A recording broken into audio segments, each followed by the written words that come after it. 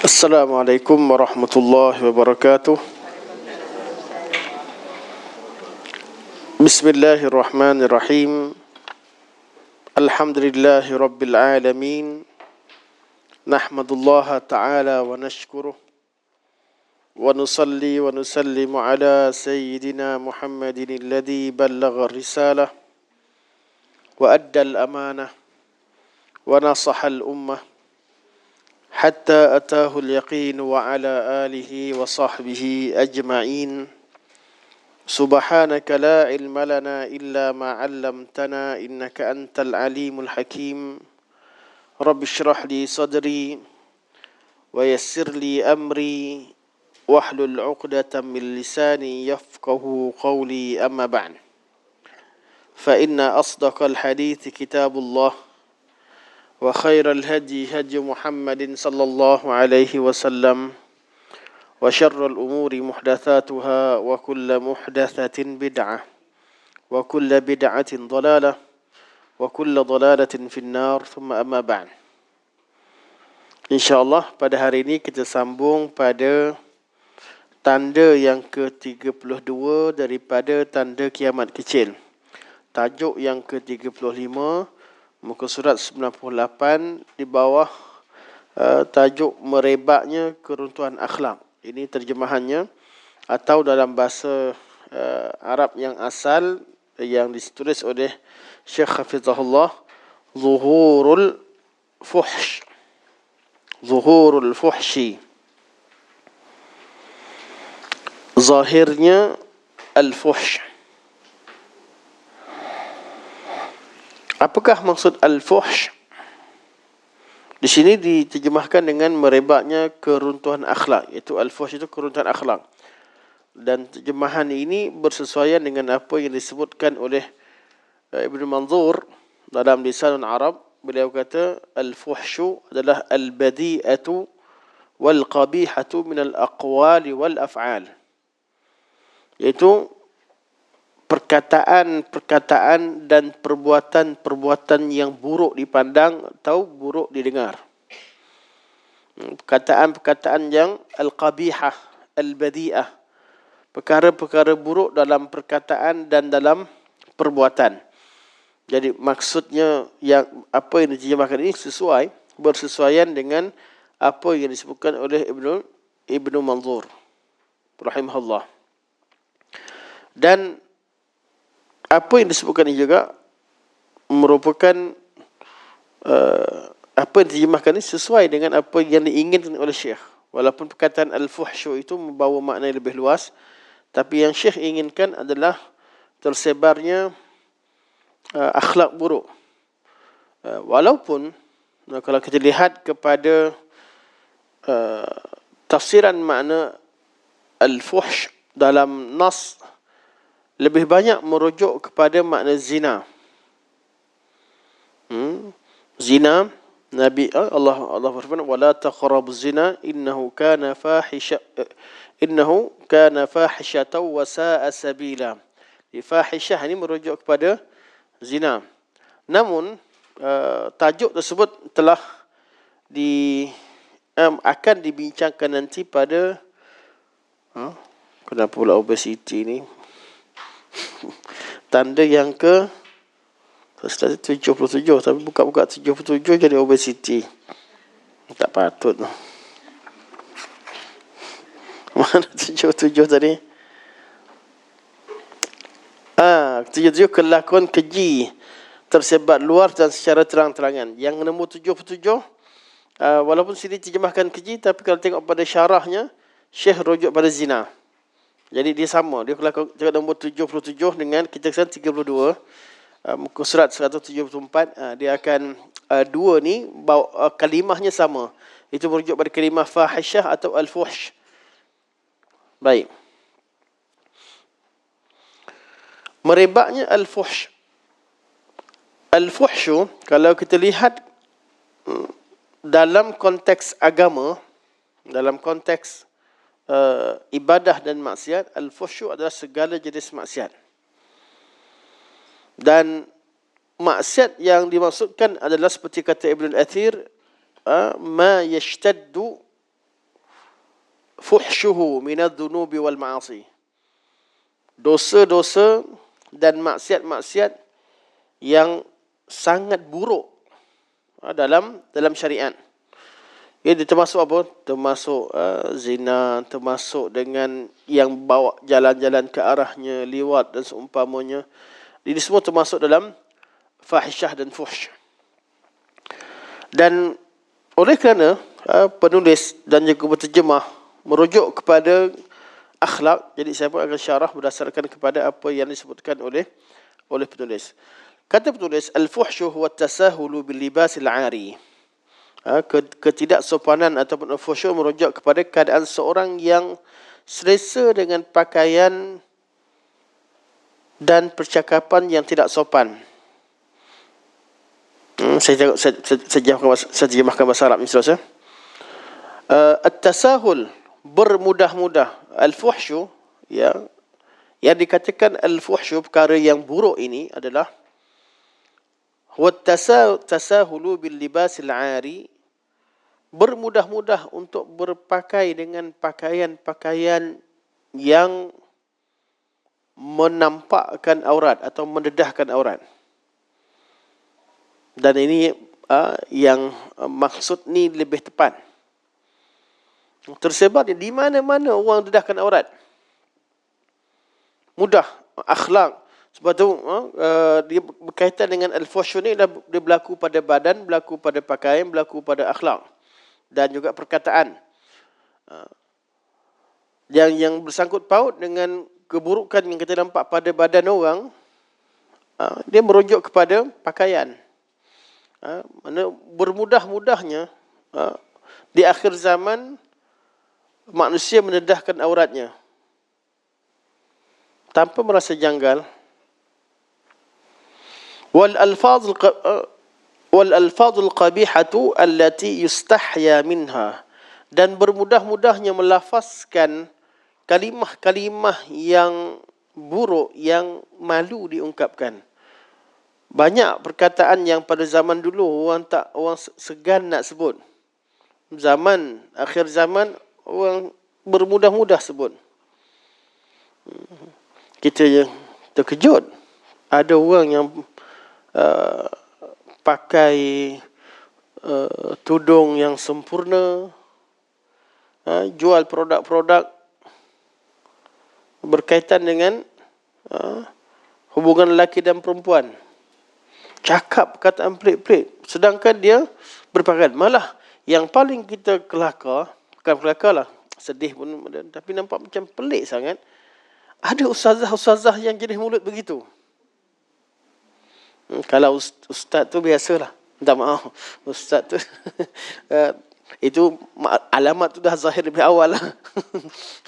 Ustaz-ustaz yang cerita pasal kahwin dua, waktu dia masuk sana sini, gurau, alamat tu dah ada lebih awal. Tapi yang bukan saya nak puji laki dia dah teruk awal lah. Kita keluarkan diri daripada skop dulu. Zaman sekarang timbulnya ustazah-ustazah yang cerita perkara yang pelik-pelik. Dan yang paling kita merasa tak selesa, kadang-kadang ustaz-ustazah ni bila dia cakap benda tu, dia nak cari dalil juga untuk betulkan apa dia cakap. Ini yang kalau dia buat salah, kemudian dia minta maaf dan sebagainya, kerana manusia mana ada yang sempurna. Tak apa, tapi ada di kalangan mereka nak juga cari dalil. Saya pernah hadir dalam satu majlis, khusus nak kahwin. Dia penceramah tu, dia ceramah, saya cakap, ni apa ni? Saya masa tu, kita duduk overseas. Taklah overseas sangat, nampak macam power pula. Belajar kat luar. Belajar dah lama tak. Kita duduk kat Arab, dekat Madinah ni, syekh-syekh dia sangat jaga perkataan. Tetapi di Madinah, perkataan, segala perkataan, akhlak dalam bercakap itu tinggi. Dengan bahasa fusha, dan malah kalau cakap bahasa Ami pun satu perkara yang aib bagi orang, bagi pensyarah-pensyarah di Madinah Al-Munawwarah. Cakap bahasa Ami pun nampak aib, apatah lagi nak cakap benda pelik-pelik.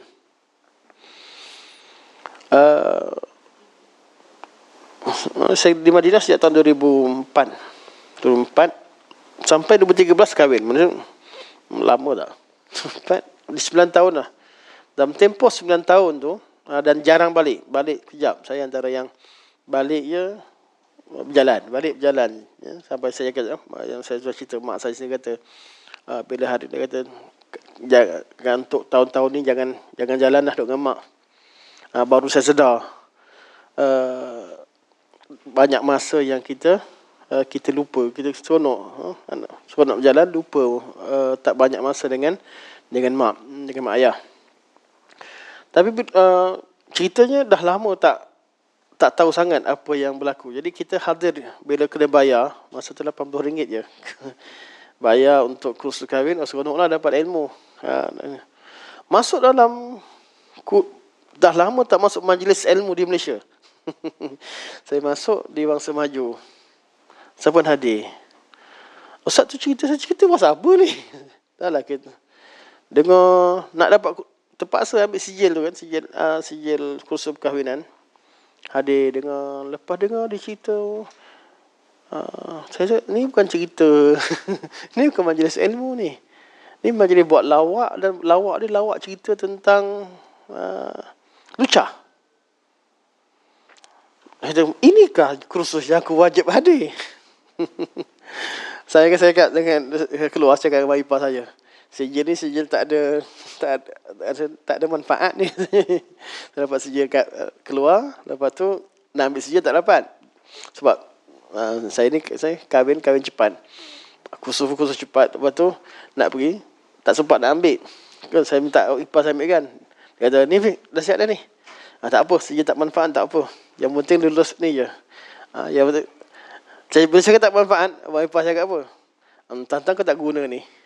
Sijil ni, betul. Saya kahwin kat Sabah, rupanya di Sabah dikecualikan. Siapa yang ada ijazah, siapa ada degree dalam agama, tak perlu sijil. Saya cakap, betul lah sijil tak manfaat. Tuan-tuan, memang cerita tentang perkara lucah ni perkara biasa. Penceramah pertama masuk cerita macam tu. Yang kedua masuk cerita macam tu lagi. Saya kata, ini ke yang nak dibekalkan kepada calon-calon pengantin? Sedangkan apa yang dalam syariat bila pengantin nak kahwin, apa yang kita nak ajarkan? Ajar supaya tutup aib satu sama lain, jangan keluar perkataan yang pelik. Kita akan masuk dalam satu dunia yang mana kita akan melihat aib pasangan kita. Jangan keluarkan perkataan-perkataan pelik. Bukan benda yang disebutkan benda ni. Sepatutnya calon-calon siapa yang nak kahwin, kita ajarkan dia supaya jaga perkataan, jaga perbuatan, jaga aib, jagalah akhlak dan jaga kehormatan isteri dan juga keluarga. Sepatutnya ini yang ditekankan. Bukan cerita sampai yang saya nak sentuhnya, dia kata, jangan malu. Dia kata, Nabi puji kaum Ansar yang tak malu untuk tuntut ilmu. Kaum Ansar tuntut ilmu, datang tanya tentang haid dalam keadaan tanya tafaqquh fid din, dengan jaga perkataan. Itu pun Aisyah rasa tak senang, takut dia cakap lebih. Sampai Aisyah kata, perempuan terbaik perempuan Ansar. Kalau dia belajar, dia tidak malu. Buang sifat malu. Tapi orangnya malu, bukan tak malu. Dan Aisyah takut perkataan dia lebih. Itu pun apa je? Cerita tentang haid. Bila datang tanya, dia kata, haid banyak sangat, macam mana nak buat? Nabi kata, ambil kain, tutup. Dia terlebih kata, macam mana nak tutup? Nak tahan. Aisyah kata, Aisyah tertarik. Macam ni aku ajar. Aisyah rasa apa? Benda tu benda yang takut lebih daripada kadarnya. Itulah perangai salafus salih. Bukan tak malu, artinya open. Mereka sanggup bertanya benda yang malu untuk tahu ilmu, tapi dengan keadaan berjaga-jaga. Dan kalau dilihat daripada, ada yang ambil, yang ni bukan Ustaz sebutlah, tempat lain kadang kita dengar kata, Nabi Aisyah sendiri riwayatkan hadis Nabi cium dia masa Nabi nak pergi solat. Betul tak? Satu hadis. Kata Nabi dulu bila nak naik solat, Nabi cium aku. Kan cerita tu cerita hubungan suami isteri. Ya. Tapi siapa yang riwayatkan? Dicerita pada siapa? Semua kisah-kisah riwayat yang Aisyah sebutkan cerita hubungan keluarga dengan Nabi sallallahu alaihi wasallam yang meriwayatkan adalah Urwah bin Az-Zubair. Siapa Urwah bin Az-Zubair? Anak kepada Asma. Az-Zubair kahwin dengan Asma binti Abu Bakar. Asma binti Abu Bakar ni siapa? Kakak Aisyah. Dan Urwah ni memang anak angkat Aisyah. Aisyah tak ada anak. Bila Nabi dah wafat, Aisyah duduk dengan banyak anak saudara. Sebab tu nama Aisyah Ummu Abdillah, ibu kepada Abdullah. Sebab Abdullah bin Zubair, Aisyah jaga. Urwah bin Zubair, Aisyah jaga. Duduk dengan Aisyah radhiyallahu anha. Macam anak sendiri, makcik dia. Dan Aisyah meriwayatkan hadis ini ketika usia dah tua, nenek-nenek. Cerita dengan budak-budak, terangkan tentang hukum hakam. Bukan cerita pasal romantik, tak. Hukum. Nak cerita, Aisyah banyak. Sebab tu dia kata fiqh Aisyah. Aisyah berpandangan bahawa bersentuhan lelaki perempuan tidak batal. Kerana Aisyah banyak menceritakan bahawa Nabi solat, Nabi angkat kaki dia, Nabi SAW pernah cium dia ketika solat. Nabi tarik dia ketika haji. Nak solat. Dia kata, aku bernazar untuk masuk dalam Kaabah ya Rasulullah. Sebagaimana Bilal dah masuk, Usamah nak masuk, dia kata, aku dah bernazar nak solat dalam Kaabah. Nak buat macam mana Nabi? Nabi tak bagi orang masuk Kaabah. Kecuali orang yang tertentu saja. Nabi, bila Nabi masuk Kaabah, masa buka kota Mekah, yang bersama dengan Nabi, Bilal di sebelah kanan dan juga Usamah bin Zaid di sebelah kiri. Solat. Nabi solat dan mereka juga solat dalam Kaabah. Itu yang orang yang dibenarkan. Dua-dua hitam. Satu cucu angkat, satu lagi Bilal. Anak Usamah bin Zaid, anak Zaid bin Harithah. Dan cucu angkat Nabi SAW dan juga Bilal. Lepas dah solat keluar semua sekali, Aisyah datang. Aisyah minta dengan Nabi, ya Rasulullah, aku bernazar nak solat dalam Kaabah. Nak buat macam mana? Pemimpin takkan nak pakai kroni. Ni bini sendiri ni. Dan Nabi SAW, Nabi kata Aisyah, Nabi tarik kedua tanganku dan masuk ke dalam hijr. Nabi kata, solat kat sini. Kalau dah nazar nak solat dalam Kaabah, solat kat sini. Kat sini dah, ni adalah bahagian Kaabah. Cuma kaum kamu ketika bina Kaabah dikeluarkan kawasan ni kerana tak cukup nafkah. Jadi Nabi terangkan keadaan dan Aisyah solat di situ. Jadi Aisyah cerita, dia tarik tangan aku. Banyak riwayat-riwayat begini diriwayatkan adalah berkaitan dengan hukum hakam. Sebab apa yang dilakukan oleh Nabi SAW adalah mensyarahkan atau memperjelaskan apa yang disebutkan dalam syarak. Sebab tu ayat Al-Quran yang cerita tentang la mastumun nisa dibincangkan dan berkemungkinan, dan itulah yang dinisbahkan bahawa Aisyah radhiyallahu anha berpandangan bahawa bersentuhan lelaki perempuan tidak batal kerana perkara itu berlaku dalam kehidupan beliau. Beliau tahulah Nabi berwuduk ataupun tidak setelah menyentuh beliau. Jadi cerita ni bukan Aisyah cerita kat depan, bakal dirakamkan video depan kamera pakai mikrofon jerit depan lelaki. Sekarang ni ada yang jerit ho ha. Saya tengok kat YouTube. Saya terkejut ada ustazah-ustazah yang dengan terus-terang ada yang hampir menari pun ada lah. Nak sampaikan ceramah. Kononnya ni jalan cara untuk menyampaikan dakwah. Tak betul. Ini adalah sebahagian daripada al-fuhsh. Perkara-perkara yang buruk. Malah ulama dalam adab, dalam kelas, sampai sekarang ulama khilaf. Adakah perlu atau tidak seorang lelaki bila mengajarkan wanita adanya hijab? Sebab Allah sudah bercakap di belakang wara' al-hijab. Perbincangan dalam di kalangan ulama. Sebab tu kita biasa, sampai biasa jemaah tabligh letakkan hijab. Mereka mengambil pandangan untuk lebih lebih terpelihara itu dengan tutup hijab. Kalau tengok mereka sampaikan bayan, ada hijab. Dan itu salah satu daripada pandangan ulama. Tapi perbincangannya. Nabi pernah masuk mengajar pada kaum nisa, itu perbincangan pihak yang lain lah. Tapi kalau tidak ada fitnah sebagainya, boleh seumpamanya. Ada perbincangan ilmiah, bukanlah secara terbuka. Baik. Jadi al-fuhsy dia berlaku dalam perbuatan. Ada berlaku dalam pada badan, badan ni kita aurah lah. Pada perkataan, keluarkan perkataan-perkataan mencarut dan seumpamanya. Dan juga berlaku pada perbuatan. Perbuatan ni semua gerak-geri yang tidak berakhlak. Dan kata syekh wasibab, dan celaan-celaan, wal-li'an, dan laknat-laknat al-badi, mencela dan melaknat dengan perkataan-perkataan yang buruk. Okay. Tersebarnya benda ni pada zaman sekarang. Mak ayah mesti yakin, saya ke dalam ni hampir majoriti ada anak dan cucu. Tiba-tiba je cucu kita keluar perkataan, anak kita keluar perkataan yang kita pun terkejut. Kat rumah ni macam tak pernah sebut benda tu. Tiba-tiba dari mana dia belajar? Kawan saya ni cerita, sekarang nak cerita lah. Sahabat saya lah, malas sebut. Beliau kata, Ustaz, terkejut Ustaz.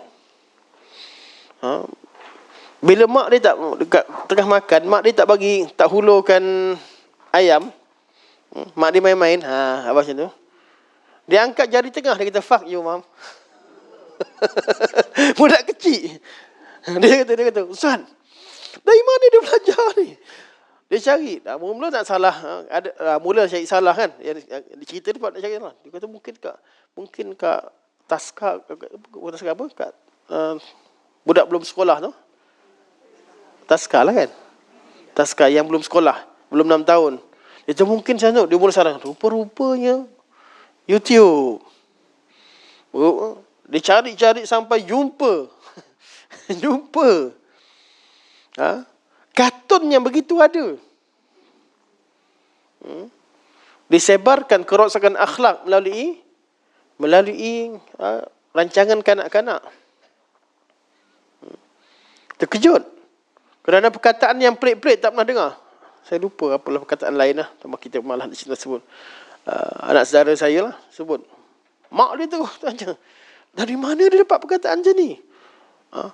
Bila dia dapat perkataan tu, mak dia yang cari search. Mak dia tak kenal. Mak dia orang Sabah. Dia kenal. Ya Allah, teruknya perkataan ni. Bila dengar tu tahu benda tu benda yang teruk. Akhir zaman dia bermudah-mudah. Kalau kita lihat pada komen-komen kat komen-komen lah, macam-macam jenis perkataan yang keluar. Sedangkan Nabi SAW, lam yakun Rasulullah SAW fahishan wala mutafahisha. Sedangkan Nabi SAW seorang yang tak buat benda yang nampak pelik, nampak buruk, dan Nabi tak keluar perkataan buruk.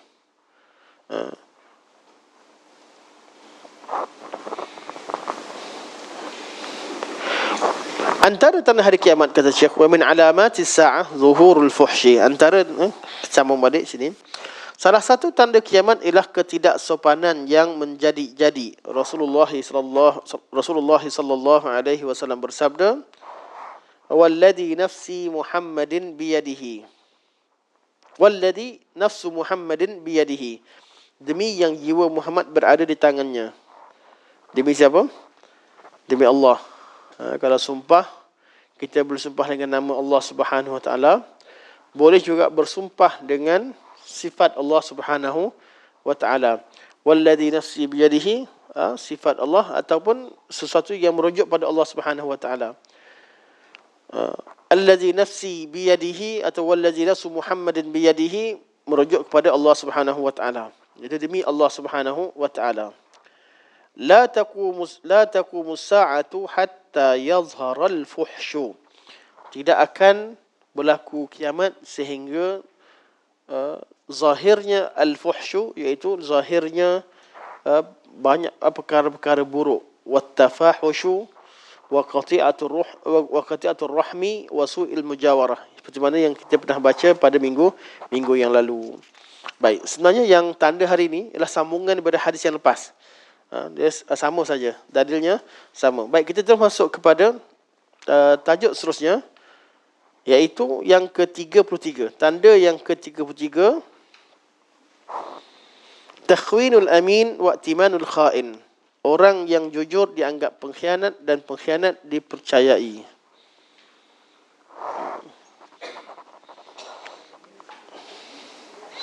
Saya ingat siapa Ustaz? Bukan Ustaz Fadil, siapa nama? Siddiq, Fadil Siddiq. Ayah pada Menteri Pendidikan sekarang. Siddiq Fadil. Saya pernah dengar ceramah beliau. Beliau kata kalau yang menang semua sakit sekarang. Nak pilihan raya lah.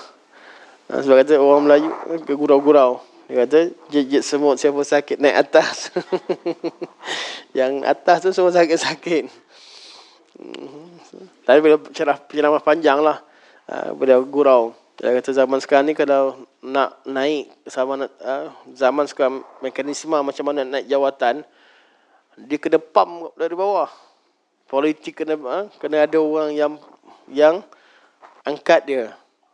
Nanti lepas dah naik, dia kena jaga orang yang angkat dia. Dalam jawatan kat mana-mana kena ada orang yang angkat. Lepas tu bila naik, dia kena jaga yang bawah balik. Jadi kroni itu benda yang hampir wajib. Kalau tak buat macam tu, akan habis karier dia. Dia cerita bab tu lah. Dia cerita bab tu. Tapi saya tak sebut lah. Taklah saya bersetuju 100%. Tidak. Masih ramai orang-orang yang amanah. Tapi di akhir zaman antara tandanya ialah orang amanah dianggap tidak jujur. Orang yang khianat, orang yang tidak amanah yang dianggap jujur. Baik. Tanda yang ke-33. Orang yang jujur dianggap pengkhianat dan pengkhianat dipercayai. Ini merupakan salah satu tanda kiamat. Sebelum ini kita telah membincangkan salah satu tanda kiamat, iaitu hilangnya sifat jujur, iaitu amanah. Kita dah tanda ke berapa tu? Hilangnya kejujuran, tanda 17. Tanda 17. Dan orang yang dilantik memegang jawatan yang mereka tidak mempunyai kelayakan untuk memegangnya. Yang ini yang kita bincangkan sebelum ni.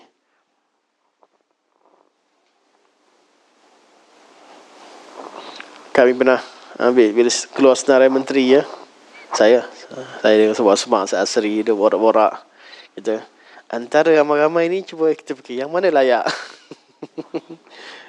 Sesuai dengan kepakaran yang dikenal lah sebelum tu. Jadi kami ada gariskan ni okey kok, yang ni macam pelik sikit. Lepas tempoh tertentu, betul lah yang mana yang kita rasa macam layak tu perform dan juga bagus. Yang mana kita rasa akan ada masalah, betul timbul masalah. Ilmu ni penting. Ilmu sangat penting. Jadi orang amanah diberikan kepada orang yang sepatutnya sangat-sangat penting dalam pemilihan. Baik. Tanda yang lain adalah seorang yang jujur dianggap sebagai seorang yang khianat. Maksudnya difitnah dan tidak dianggap jujur. Pada masa yang sama, pembohong, orang yang hipokrit, pengampu dan pengkhianat pula dipercayai. Nak tahu cerita ni? Nak tahu betul tak betul? Cari kat mana? Borak kat mana? Borak kat penjara atau lokap. Nak tahu yang ditangkap tu betul tak betul?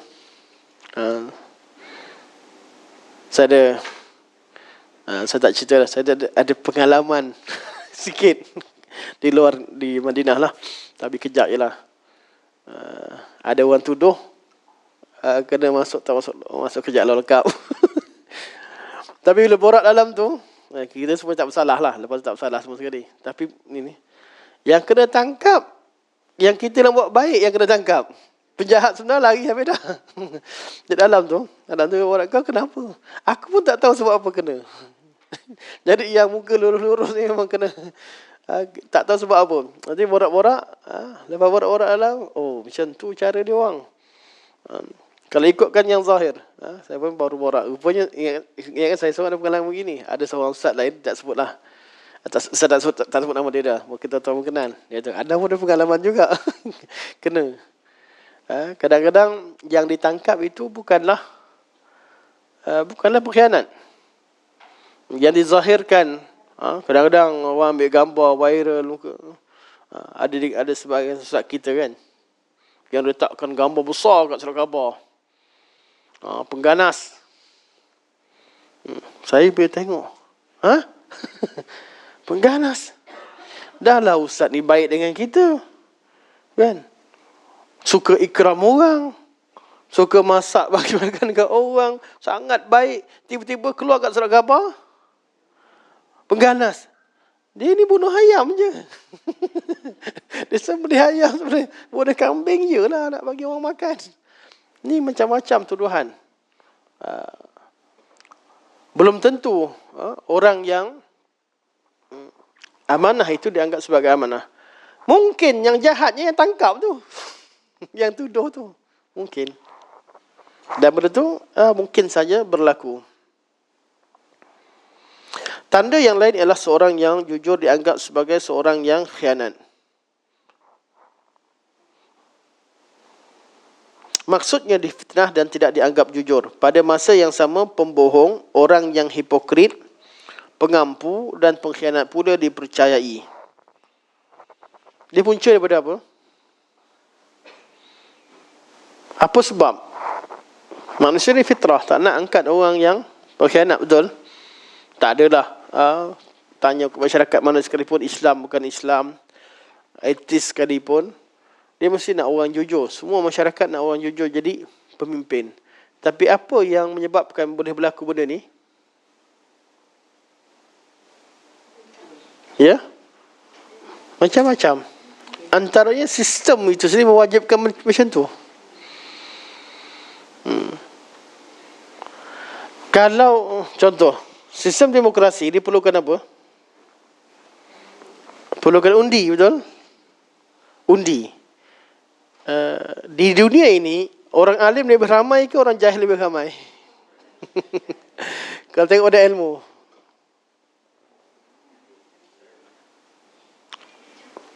orang yang pakar lebih ramai ataupun orang awam? Confirm orang awam ramai. Sedangkan posisi tersebut, posisi yang perlu dinilai oleh pakar. Sebab itu dalam Islam, dia sistem yang melantik, yang membuat keputusan adalah ulil amri. Orang yang pakar dalam bidang, pakar dalam urusan, mereka lah akan memutuskan. Sekarang ni, bawa seorang ustaz, profesor, doktor, undi dia sama macam perompak. Sama aja, tak ada nilai apa. Sistem pada zaman sekarang, nak jadi pemimpin, dia bukan orang yang amanah, tapi dia orang yang popular dan terkenal. Orang yang disukai. Bila sistem ini diwajibkan ke atas dunia, wujudlah pemimpin yang terkenal. Tiba-tiba Trump yang zaman saya kenal Trump lama juga, antara orang paling bodoh kat dunia lah kita rasa dulu. Kan? Dia orang yang bijak cari duit tapi bodoh, dia punya banyak benda yang kita jadi bahan lawak dulu. Bila kata dia masuk dalam pilihan raya, kita gelak. Mana mungkin orang angkat Trump? Tak mungkin. Tak pernah siapa membayangkan bahawa Donald Trump ni akan disukai oleh rakyat Amerika untuk jadi pemimpin. Tapi tiba-tiba Trump jadi presiden 2 kali pula tu. Tiba-tiba artis fulan dan fulan jadi pemimpin sebuah negara sekian dan sekian. Kalau dia artis yang ada kemampuan, tak masalah. Tapi kemampuannya adalah menyanyi dan menari. Tak masalah. So, sistem dalam mana-mana negara tidak memerlukan pemimpin yang pandai. Kalau kita kat Malaysia ni, kita silsilah. Kalau KSU okey lah. Menteri tukar macam mana sekalipun, asalkan KSU okey, minta maaf lah. Saya pernah borak dengan seorang ni kata, menteri bertukar-tukar tak masalah ke? Seorang orang politik lah. Dia sendiri, salah seorang daripada menteri. Menteri bertukar-tukar tak ada masalah ke? Dia kata, menteri bukan buat kerja, dia kata, dia buat kerja KSU. Menteri ni dia buat kerja lain, dia kata buat dasar sebagainya, boleh bawa KSU datang, dia bincang, dia syarahkan, kita dengar lah. Dia kata, betul lah, apa yang diakui oleh salah seorang daripada orang terlibat. Kadang-kadang bukan portfolio yang memang dia tak pernah tahu, tapi ada orang lain yang jaga. Sistem begitu. Sistem yang diwajibkan sekarang perlukan pada populariti. Jadi siapa yang berjaya brandingkan diri dia, dia akan ke depan. Walaupun dia bukan orang yang pakar dalam satu perkara. Nabi SAW bersabda, ini secara umum lah, saya tak sebut siapa-siapa. Saya harap apa yang dibincangkan umum gini jangan dikhususkan pada fulan dan fulan, jangan. Nabi bersabda, wallazi nafsu Muhammadin biyadihi la taqumu as-sa'atu hatta. Okey, kita tengok pada hadis yang beliau maksud, yang dimasukkan sini kat mana?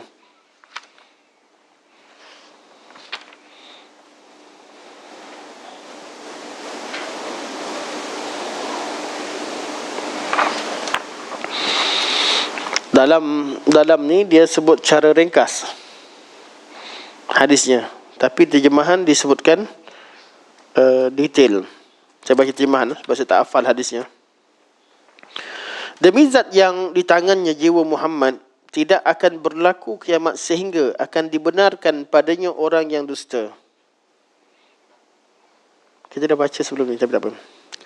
Dan akan didustakan orang yang benar.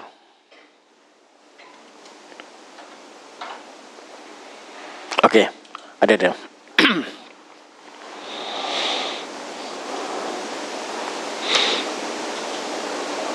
Untuk pengetahuan juga, sebenarnya bab malahim ni antara bab yang saya tak suka. Masa belajar dulu pun, bab yang saya tak suka ajar sebenarnya. Belajar, buka-buka, tapi sebab dia membuka pada tafsiran yang sangat luas, dan kita kadang-kadang saya suka ajar benda yang jelas. Sebab tu saya suka ambil bidang akidah, berkaitan dengan akidah, dan cakap satu benda jelas, clear. Tapi bidang malahim ni bukan apa yang berlaku, malhamah, apa yang berlaku, peperangan akhir zaman, bab fitnah sebagainya. Dia boleh bawa banyak tafsiran, dan hadisnya pelbagai. Tapi setelah lama ngajar, dan juga dicadangkan, dan juga saya tengok buku ni mudah, sebab tu saya ajar. Bukan sebab saya pakar. Dan bukanlah pandai. Bab malah ni bab susah. Dan sebagai ulama memang tak nak ajar langsung bab ni. Sebab dia banyak tafsiran, banyak pandangan. Walaupun dia sebahagian daripada akidah dalam bab, tapi tak sama macam akidah berkaitan dengan iman dengan Allah, beriman dengan hari kiamat, yang berkaitan dengan ada nas-nas yang jelas. Tapi berkaitan dengan malahim, bab malahim ni bab apa yang berlaku di akhir zaman. Orang kadang-kadang tafsirkan dengan pelbagai jenis tafsiran, seperti yang disebutkan dalam mukadimah. Dan hadisnya pun pelbagai. Sebab itu kadang-kadang bila sebut satu hadis, saya akan cek, ini lafaz yang mana satu. Kerana ada, seperti disebut minggu lepas, kadang-kadang lafaz hadis pada perkataan ini sama, tapi di riwayat yang berbeza. Dia memang, kalau ada orang yang pakar, lebih baiklah. Tapi saya baca je, jadi saya beranilah untuk syarahkan berdasarkan kepada apa yang pernah dipelajari dan juga apa yang buka dulu tengok apa ulama-ulama dah syarahkan sebelum kita. Baik. Jadi kita lebih pada berkongsi lah. Sebab tu kalau orang kata nak belajar sebab nak dapatkan pandangan saya tak pandang. Apa yang saya sebut adalah apa yang ada dalam kitab, nukilkan semula agak buku atau yang pernah disyarahkan oleh ulama. Baik. Nabi kata Walladhi nafsu Muhammadin biyadihi la taqumu sa'atu hatta, sehingga antara disebutkan adalah yukhawwanul amin wa yu'taminul kha'in. Sehingga orang amanah, orang yang jujur, orang amanah dikatakan khianat dan orang khianat dikatakan jujur.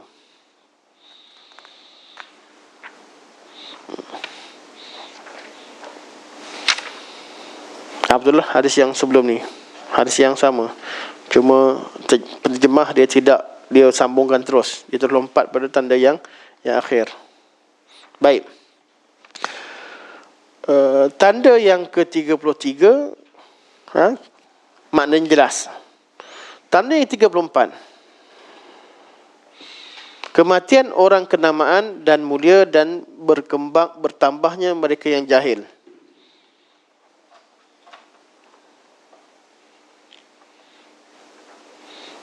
Dalam bidang akidah kita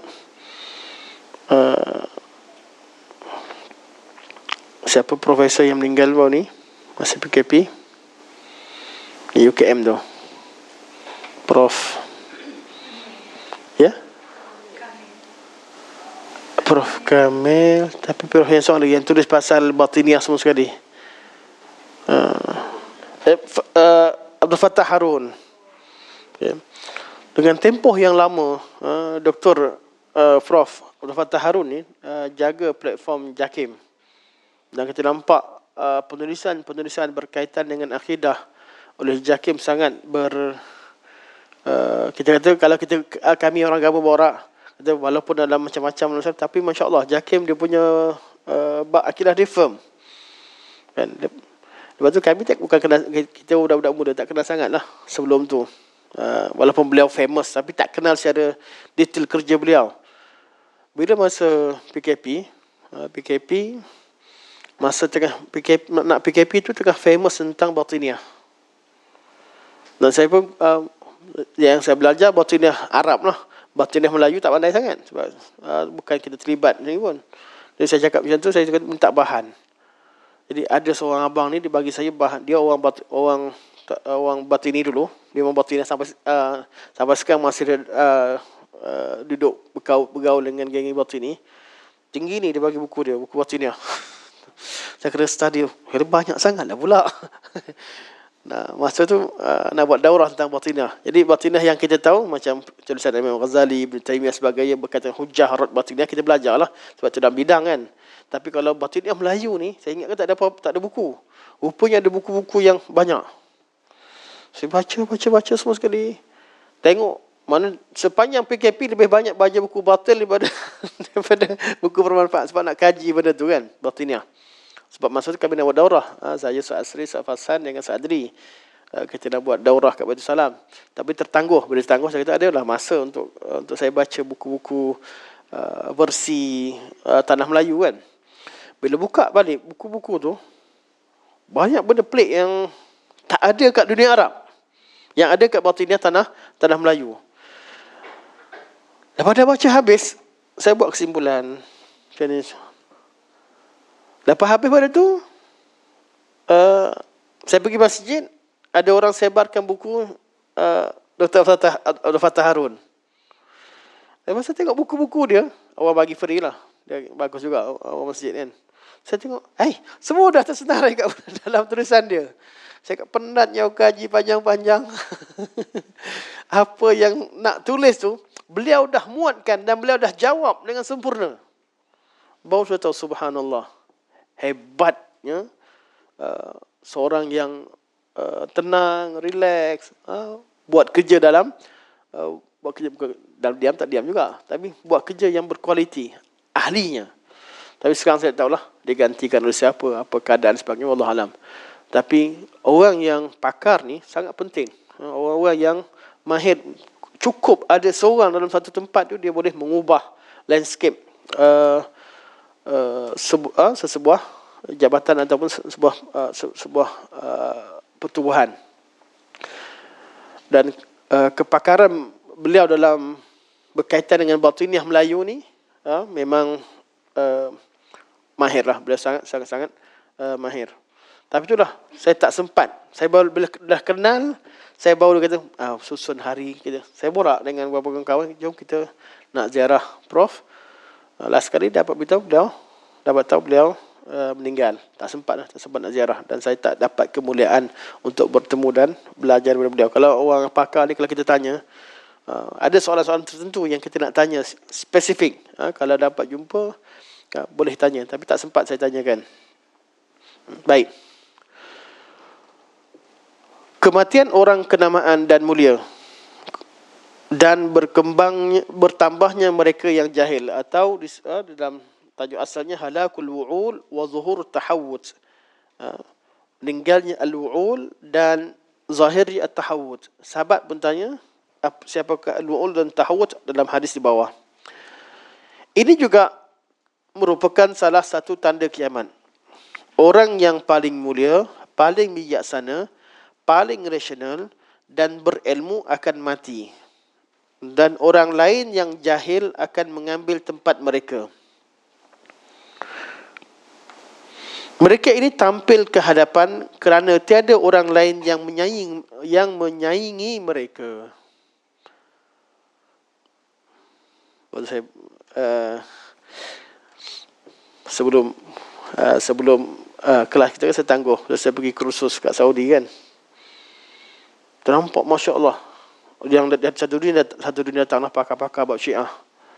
Dan juga pakar bab Sufi. Ini saat ini insyaAllah bulan depan pun akan saya cadangkan beliau pergi untuk jumpa pakar-pakar Sufi pula satu dunia. Yang saya pergi tentang Syiah. Jadi, banyak benda yang saya kaji. Suka buat banyak, kita dah rasa macam banyak. Tapi bila duduk dalam kalangan pakar-pakar, saya kata aku ni bodohnya. Banyak benda tak dapat nak. Kita dah tahu sikit. Benda tu yang kita rasa kita dah tahu, kita dah hafal, kita dah ni semua. Rasa macam kita pandai. Duduk dengan dia orang, itu benda simple bagi dia orang. Dia lebih ke depan lagi. Tajuk lain, baru nak bercakap. Baru nak, kita rasa, tajuk ni aku prepare, bolehlah. Lebih mana bolehlah kita join sikit kalau ada perbincangan. Sebab dia buat perbincangan bulat. Bincang. Aku tak tahu apa-apa. Sampai semua bab yang saya rasa aku dah kaji, dah tahu semua ni, dah belajar, dah buka kitab ni, dah kitab semua ni. Sampai ke depan ahlinya, rupanya ada orang lain dah kaji, dah mendalam, dah buat satu rad yang sempurna dalam bab tersebut. Dan mereka dah buat satu juhud, mana satu usaha yang cukup. Yang mana baru kita nak catat, nak buat semua sekali. Dah ada dah orang lain buat.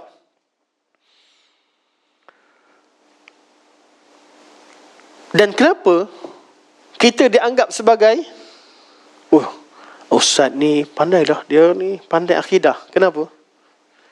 Sebab tak ada orang hebat. Sebab kita ni jadi bagus sebab di kalangan yang berdekatan dengan kita tak ada bersaing. Kalau saya bukan sebab tak ada bersaing, ramai yang hebat. Tapi dia orang tak nak cakap. Kita yang banyak ke depan cakap dalam bab-bab tertentu, setengah bab lah. Jadi orang nampak macam pakar. Saya bukan pakar, saya kawan-kawan. Tak. Sebab nak cakap. Dan itulah hakikat. Sebenarnya, tak semestinya orang yang tahu satu benda. Macam saya tak terkenal lah. Tapi kalau bab hatta kita lihat orang yang terkenal sekalipun, kononnya pakar dalam satu bidang, dan ke depan, belum tentu dia seorang yang pakar. Zaman sekarang, zaman siapa ke depan, siapa yang dikedepankan, dianggap sebagai alim. Belum tentu yang ceramah dalam TV itulah yang paling alim. Walaupun orang awam melihat siapa yang bila dia hadir, dia ceramah, ramai orang, alim dia. Atau selalu keluar kat kaca TV. Zaman sekarang di zaman tak TV dah. Kalau dulu kalau ustaz masuk TV, hebat. Itu pandangan saya sebagai kanak-kanak duk kampung. Kan? Bercita-cita jumpa ustaz-ustaz yang masuk TV. Kalau jumpa tu memang jumpa ulama yang besar. Sebab kita tak pernah muka kita dalam TV. Dulu. Lepas dah tempoh tertentu, kita pun dah kenal rupanya. Ustaz tu pun macam kita juga. Kita dah kenal sebagainya.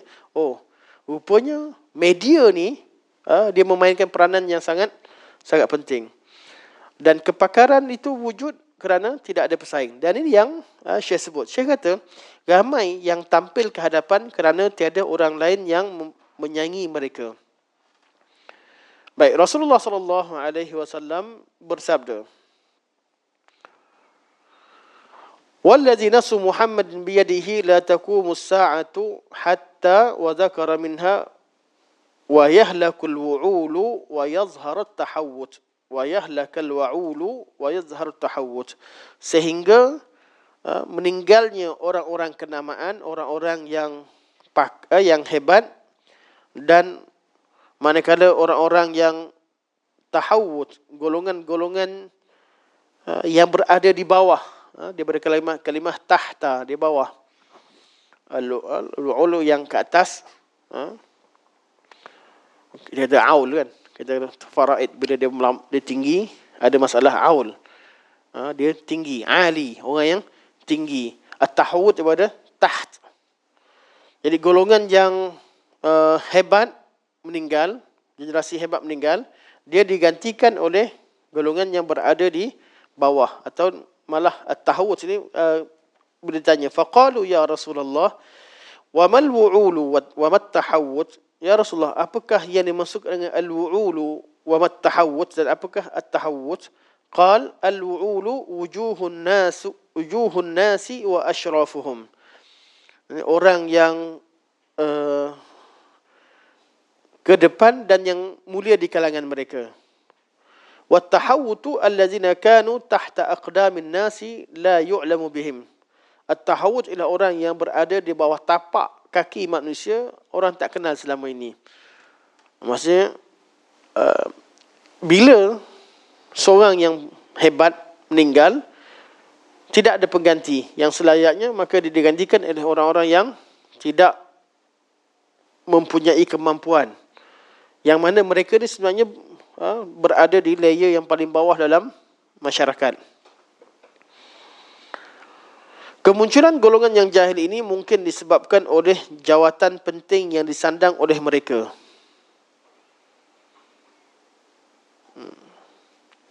Dan media yang giat menyokong dan mempromosikan mereka. Ini Syekh katalah. Satu, sebab jawatan yang disandang mereka.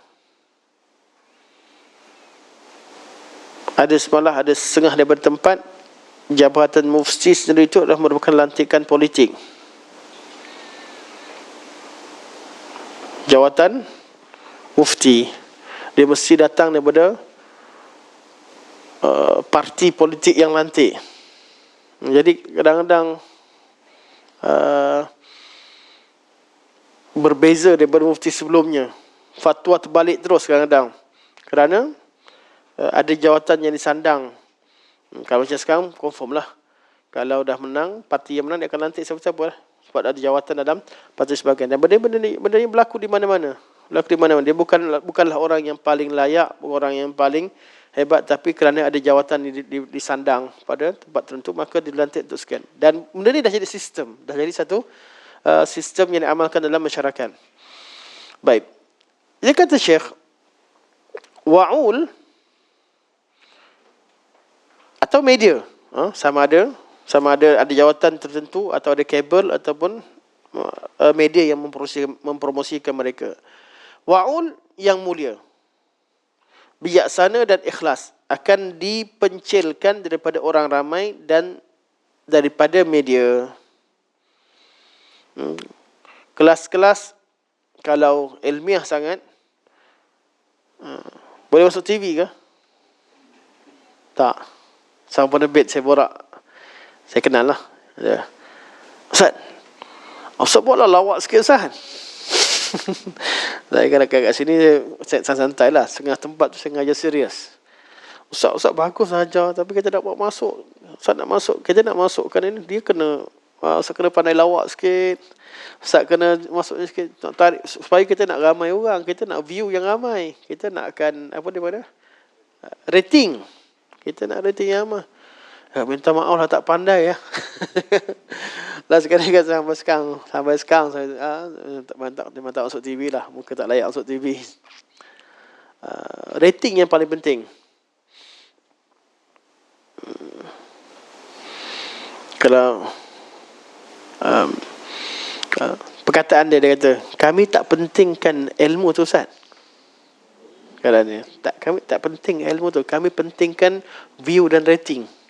Sebab kami orang media. Jadi itulah perkataan daripada orang sini. Bagi kami orang media, betul lah untuk kerja dia. TV dia nak kerjakan view, memang tujuannya adalah tujuan iklan dan sebagainya. Di salah satu perkataan yang disebutkan, saya kata betul lah, memang begitulah dunianya.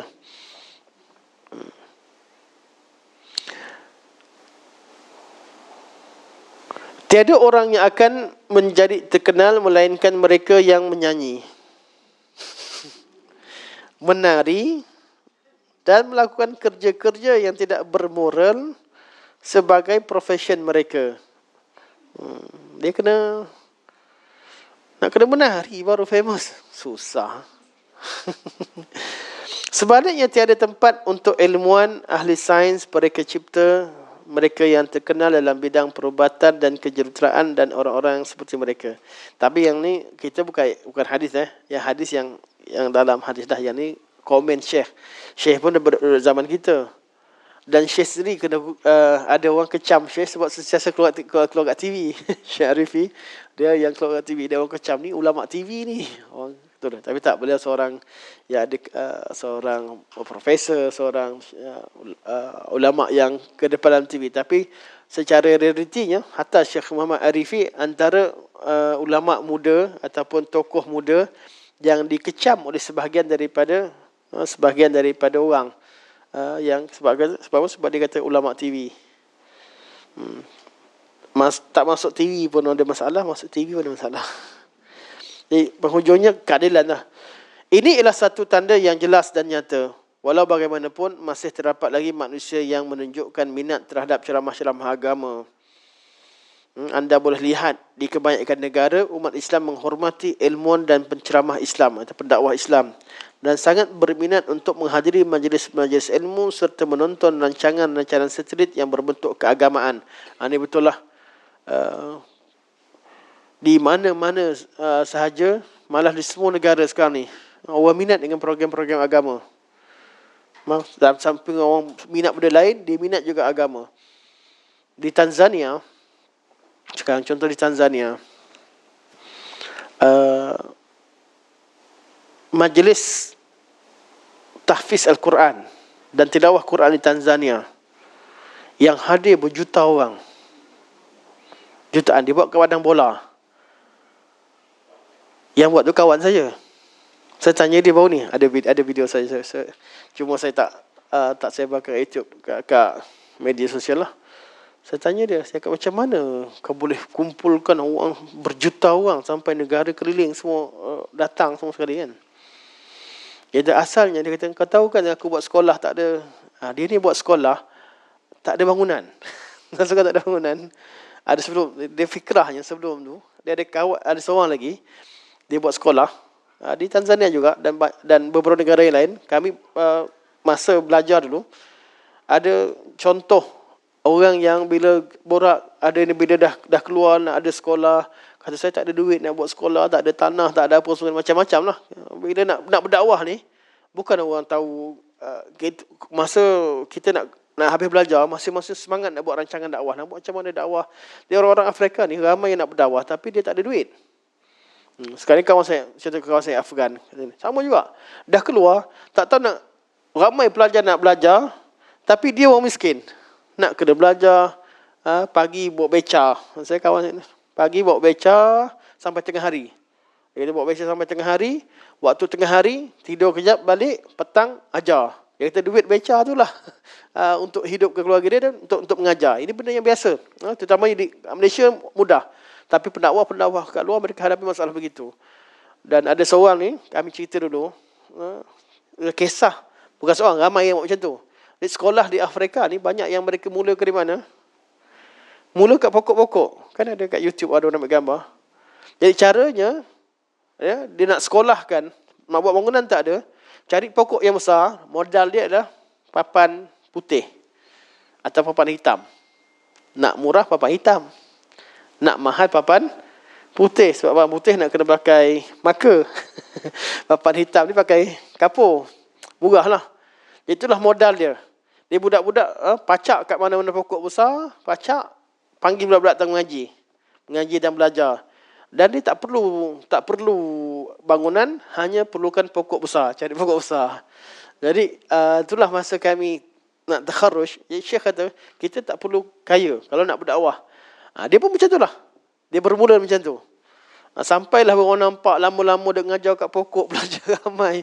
Budak-budak duduk atas tanah, duduk atas kursi macam tu. Lepas dah lama, ada dah kadang-kadang ada orang sponsor kelas. Kelas pun mereka buka kelas. Bukan kelas besar pun, setakat ada kelas, tambah satu lagi, tambah. Macam itulah. Yang penting dia ni, nama dia Salman. Dr. Salman. Salman dia, bila masa PKP, dia ngajar macam itulah, ngajar. Tak ada tempat. Tapi dia buat pertandingan pelajar dia, kadang bermula dengan bagi pisang. Budak-budak hafal Quran menang, dapat pisang lah, dapat buah-buahan, macam tu je. Lama-lama, lepas bila PKP, lepas PKP, dia pun nak buat pertandingan. Tak ada tempat. Tak ada tempat yang ni semua dia. Call semua. Last sekali, dia ilhamkan, dia nampak padang stadium tu kosong. Stadium kosong, minta izin untuk guna stadium. Dia buat surat. Minta izin untuk buat musabaqah di stadium. Dan stadium masa tu yang hadir beberapa sekolah keliling lah. Yang sekolah yang macam sekolah miskin ni lah. Kumpul. Dia buat macam ihtifal. Sekarang, bila dia dah buat ihtifal macam tu, orang pun ikut. Tuan-tuan boleh buka. Musabaqah di Tanzania. Sekarang ni juta orang hadir. Bila masa lepas dia habis ni, saya jumpa dia masa umrah. Masa habis sebelum. Dia dah 2-3 bulan lepas. Dia kata, habis saja program tilawah yang lepas, kami dah start bekerja untuk tahun depan. Untuk bersedia. AJK dah bersedia untuk tahun depan. Dia satu program negara sekarang. Tanzania negara apa? Kristian. Tanzania ni Kristian secara rasmi. Dan yang rasmi kan orang Kristian. Yang hadir pun separuh sebenarnya Kristian. Tapi suka dengan Al-Quran Al-Karim. Jadi betul, di banyak negara orang minat dengan program agama. Yang hadir itu bukan semua Islam yang hadir di program tersebut. Sebab di daftar mereka ada rekod sebagainya. Separuh daripadanya ialah orang Kristian di sana. Ya, betul lah, kata Syekh, walaupun dalam keadaan kita lihat ada masalah dalam bab akhlak sebagainya, ada juga di kalangan manusia malah ramai orang yang tertarik dengan majlis-majlis ilmu. Sebab tu sayangnya kat mana? Sayangnya kalaulah majlis ilmu ni tidak dikelola dengan baik, majlis ilmu ini jadi majlis untuk menyebarkan syubhat dan juga menyebarkan perkara-perkara yang tidak sepatutnya. Sebab ramai orang minat. Orang minat belajar. Sebab itu dakwah ya, salafiyah, kembali pada dakwah salafiyah, dia tidak berdakwah kepada orang awam saja. Dakwah salafiyah dakwah pada orang awam dan dakwah pada ustaz-ustaz. Dakwah pada penceramah-penceramah, pendakwah-pendakwah, agar tidak menyebarkan perkara yang salah dan bid'ah. Sebab itu dakwah salafiyah tidak disukai oleh ramai ustaz-ustaz. Orang awam suka. Dakwah salaf ni, kalau kita dakwah sunnah ni, orang awam tak ada masalah pada asalnya. Yang bermasalah adalah ustaz-ustaz. Sebab dakwah ni ditujukan kepada, lebih fokus kepada pemberi tauliah, pemberi ceramah, pemberi tausiah dan seumpamanya. Inilah dakwah, tujuan dakwah selain daripada untuk orang awam. Baik. Jadi, anda boleh lihat di kebanyakan negara, umat Islam menghormati ilmuwan dan penceramah Islam dan sangat berminat untuk menghadiri majlis-majlis ilmu serta menonton rancangan-rancangan satirik yang berbentuk keagamaan. Bilangan saluran televisyen yang konservatif iaitu keagamaan kian meningkat saban hari. Anda mungkin sedar bahawa orang bukan Islam juga menunjukkan minat dan menunjukkan minat dalam ceramah-ceramah agama, dan ini tidak telah membawa kepada banyak kebaikan. Betul lah. Siapa sebut benda sama. Dan saya nampak dengan jelas di Afrika. Saya cerita Afrika banyak sebab lately saya banyak berhubung dengan kawan-kawan ke Afrika. Dia buat satelit tu, saya cakap channel kalau tengok dalam YouTube memang power lah. Memang channel yang satu studio yang besar. Tapi tengok depan-depan rupanya bilik kecil je. Belakang rumah dia. Tapi orang nampak dia buat satu rancangan untuk dakwah macam-macam lah. Rupanya studio tu adalah macam dapur kita. Kecil dia dapur kita. Duduk situ, kamera tak dapat, kawan dia tekan, kadang-kadang dia tekan sendiri. Tapi dia boleh, teknologi dia boleh buat nampak real, nampak satu studio yang lengkap. Yang cantik bahagian tu je, bahagian lain semua biasa. Tapi satu rancangan yang ditonton oleh ramai. Banyak. Memang baru ni jumpa orang-orang begitu. Jadi, saya tengok balik, subhanallah. Kerja yang orang buat, yang mereka buat. Dan keadaan harta yang kurang, tapi mereka berjaya dakwah dan menyampaikan dakwah dengan sangat luas. Baik, insyaAllah. Sampai sini, minta maaf hari ini tak banyak sangat. Ilmiah sangat. Share gitu je lah. InsyaAllah. Kelas akan datang kita masuk pada tajuk tidak menghiraukan halal dan haram dalam pencarian harta. Baik, sampai sini saja. Subhanakallahumma wa bihamdika asyhadu an la ilaha illa anta astaghfiruka wa atubu ilaik. Wa sallallahu alaihi wa sallam Muhammad wa ala alihi wa sahbihi wa baraka wa sallam. Alhamdulillahirabbil alamin.